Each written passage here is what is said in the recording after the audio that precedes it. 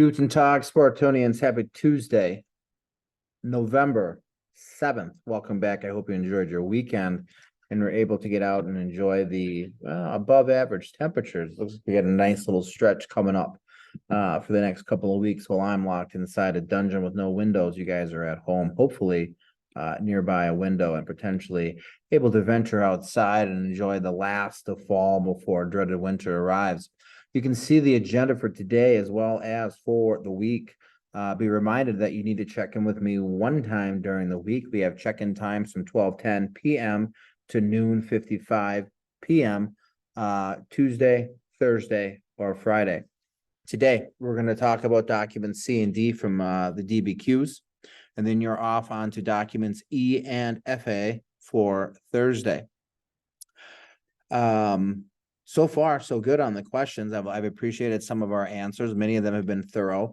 I would caution people, just a reminder, make sure you're answering all parts of the questions. Some of the questions have multiple parts to it, so make sure we are hitting all the questions. And two, it's a document-based question, so your answer should be based on the document. So make sure there is some sort of reference, some sort of connection to whatever the information is in the document, so you can prove that your answer is, in fact, accurate. But let's get to it. I did not link the previous assignments from last week, so I'll go into the assignments folder here. Pull up document C. What do we got here? Got a few answers in. Questions. Here we go. Document C. All right, let's go through these documents here. I'm gonna pull up my tools. Bring them over so they're more. Oh, I was gonna put it off on the side. That's lame. We're talking about John Samples and Senator Mitch McConnell. John Samples is from the Cato Institute. It's kind of a research center, a conservative think tank. And then Mitch McConnell obviously is the minority leader of the Republicans in the United States Senate concurrently. Question for you, question number 2, if I'm not mistaken on your list. Does John Samples believe that government power should be increased or limited? Well, I'm pretty certain in saying that right here he says government power should be restrained. And that's really why he is in support of the Electoral College. Both he and Mitch McConnell are in support of restraining the power of the federal government. Again, we have to understand that whether or not you think the government should be used to help people, support people, care for people, protect people, however you view the government, the righteousness of it, the capability of it, irrelevant. We have to understand the premise that if the government has the ability to do something, that means the people have lost the ability to do something. Whatever the government gets to do means people can no longer do something. So he is a big proponent of limiting the power of the government. We go on to the third question. Samples says that the Electoral College helps preserve the federalist structure of government. What is a federalist structure? In Samples' view, how does the Electoral College help preserve it? Well, we know what the federalist system is, right? Is a combination of central government with some authority given to state and local governments. We've talked about this before. We don't just have one government in the United States. We have the U.S. federal government, the national government. From there, we have state governments. Underneath state governments, we have county governments. Underneath county governments, we have municipal governments. And then underneath municipal governments, we have individual school boards. We have a series of governments, multiple layers of governments. That's what the federalist structure is, multiple layers of government. Why do we have multiple layers of government? Let's change colors here for dramatic purpose. It is to restrain power. We think back to talking about Montesquieu and the separations of power. One person has the ability to legislate, execute, and jurisprudence, right? The ability to judge.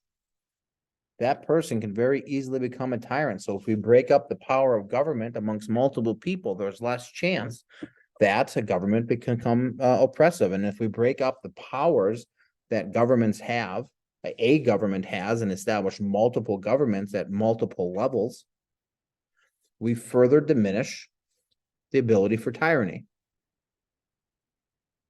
He argues the Electoral College preserves the restraining of power of one single government. Power has to be shared by multiple governments. Some things are done by the US government. Some things are done by the state government. Some things are done by the county governments, municipal governments, school boards. There's multiple people, multiple levels of government making decisions. And he argues that the Electoral College does that because, as he says here in his very opening statement, the Electoral College makes sure that the states count in presidential elections. It is not just based on the popular vote. You have to win the popular vote in a multitude of states, giving those states power. So the US government and potentially the United States president doesn't have too much power. They've got to make sure that they are taking into account the states. Number 4, how does Mitch McConnell believe inefficiency of elections actually is a positive thing? Well, let's clear these off here. Let's go down to Mitch McConnell. Mitch McConnell, inefficiency of elections, what is this? A positive thing, right? We're back to Q here. Yes, we'll go to yellow. Fantastic. What does he say? It's not the easiest to understand. It's not the most efficient in its execution. All right, but it wasn't designed to be simple and efficient. It was designed to promote good government and legislative that forwards the common goods of a large and diverse nation. All right. I'm thankful for the complexities and the inefficiencies that have contributed to freedom and prosperity. We have to understand here, the fact that the Electoral College is a slow process actually protects freedoms. Anytime the government can do something quickly, anytime the government can do something efficiently, anytime the government can do something easily, you have to understand, as in previous comments that I made about John Samples, anytime the government does something, it is undoubtedly a restriction of our freedoms. The government can do nothing without first taking something away. And if it's easy and if it's efficient, that means the government can very quickly do that, and we're left with our head spinning. Inefficiency and complexity is actually a good thing because it forces the government to slow down. There's been lots of times in the United States history, I'll give you 2 from the last 100 years, the Red Scare and the internment of Japanese Americans, where the United States government did something pretty quickly. We persecuted anybody from Eastern Europe because we thought they were all communists. And we locked up Japanese Americans along the coast because we thought because they were Japanese, they were just naturally going to conspire with Emperor Hirohito. Anytime the government does something quickly, it means that is a threat to our democracy. The fact that this process is slow actually protects our freedom. And we look at the Electoral College process. Americans vote on the first Tuesday after the first Monday in November. First Tuesday after the first Monday. The electors do not meet until the first Tuesday after the second Wednesday in December. First Tuesday after the second Wednesday in December. There is a multitude of weeks between Election Day and Electoral College forming. Why? Because of a complex process that we follow. Votes have to be confirmed. Popular votes have to be confirmed. There has to be a window for challenges, analysis of irregularities, potential lawsuits challenging the results of an election, right? Calling ballots into question. All of these things are spaced out so due process can occur. And then if an American citizen wants to question the results of an election, they've got time to do it. It's not just boom, election day on the first Tuesday after the first Monday in November. The next day, Wednesday, you're president. No. How about no? We vote on the first Tuesday after the first Monday in November. Electoral College meets first Monday after the second Wednesday in December.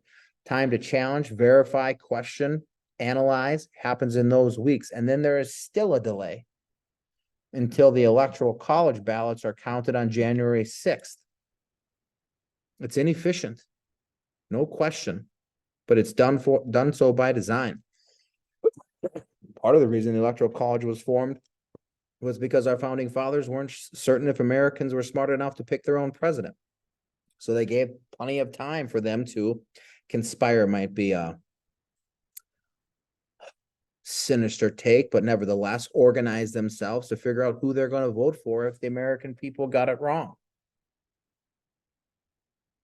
Something to consider. Inefficiency isn't necessarily a bad thing, especially when it comes to government, which is kind of the antithesis of what Americans believe in. We want things fast. We want things now. We want things expedient and expeditious. But not when it comes to government. We want government to be slow. We want it to be pragmatic. Simply because we don't want the government to be able to quickly and unknowingly to us take away our rights. Number 5, compare and contrast Samples and McConnell's views about the Electoral College. Well, I don't think there's any question that they support the Electoral College. They're in agreement on the benefits of the Electoral College. It prevents tyranny. It prevents rights from being taken away. It prevents the ability of oppression. All right, Mitch McConnell even goes on. It prevents, where's my little clicker? It prevents extreme candidates from becoming elected officials. Right? If we were to go back and look at document B, where you're looking at third-party candidates, it's almost impossible for a third-party candidate to become the president of the United States because it's not based on the popular vote, it's based on winning states and their popular vote. It's difficult for a third candidate to win a state. And if you can't win a state, then you don't get any electoral votes. I'm not saying Ross Perot is an extreme third candidate, but Kanye West running on the Yeezus ticket, a little concerning to me. All right, if you get an extreme candidate, you have a significant increase in the ability of your rights to be taken away. Let's go on to the next document. Let's clear these. And I got to go back to the clicker. That's stupid. Let's talk about document. I thought I cleared these. Document day. What do we got here? By question. Questions. Here we go. Ooh, this is a good one. This is the electoral votes for a couple of states here. All right. What do we got here? The narrative here. George C. Edwards, all right, from Yale University. Electoral college violates political equality. Interesting. That kind of brings us back to our essential question that we've been looking at this unit. Does the structure of the United States government does it live up to our ideals of democracy and freedom? Violates political equality. I'm pretty sure in some of our discussion posts, a lot of you talked about equal representation and equal say and parity amongst all citizens. Does it? It is not a neutral counting device. It favors some citizens over others, depending solely upon the state in which voters cast their votes for president. So here we've got several states plus the District of Columbia, 12 states in DC, so we'll call it 13. Baker's dozen. 12,500,722 citizens living in those states and the District of Columbia in 2010. Total electoral votes, 44. Whilst the state of New York, 12,830,632 citizens. Electoral votes, 20. Question number 2. What political principle does George Edwards say the Electoral College violates? How, according to Edwards, does it violate the principle? Well, he's saying that some votes are counted more or less twice more than the votes are worth in other states. Here we've got 12 states in the District of Columbia. They have less people, but their electoral votes make up twice as many, more than twice the number of electoral votes in the state of Illinois. Put a little star there. Look at that. That's beautiful. Illinois has 330,000 more people, yet they're given half of the electoral voting, half of the electoral votes as the people above them. It's not apples to apples. It's different. He says that's not fair. Which has a larger population, Illinois or the other 12 states in the District of Columbia? Well, this is pretty straightforward. I've already explained that. Illinois has a higher population, but their electoral votes is 20. 12 states in the District of Columbia, 300,000 less, they have 44 electoral votes. It's not equitable. 3, how does the chart illustrate Edwards' point about political equality? I don't think this requires further elaboration. There is no question that a deficiency of the Electoral College is that some states have more power when it comes to picking the president of the United States. Right? The electoral vote per citizen population in Montana is significantly higher than the electoral vote per citizen voting in California. It's different. They're completely different. But we go back to the structure of our government and our founding fathers. Did our founding fathers necessarily want the citizens of the United States to have as much say and as much power as some of you think that we do? To have as much say and power as we have today in comparison to back then?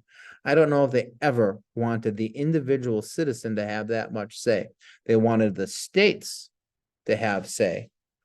They wanted the states to be able to make the decisions for their citizens. But I don't know if our founding fathers wanted the individual citizens to be able to have as much muster as they do. It's a deficiency of our Electoral College. There's no question about that. But that is how it was designed, to empower the states, not necessarily empower the people.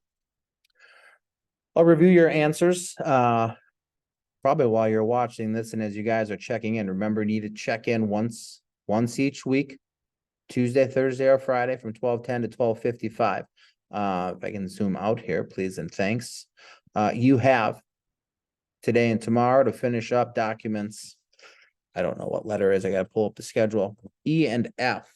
E and F. I'll talk about E and F on Thursday. Till I see you guys, stay safe, enjoy the weather, go Spartans. We'll talk soon.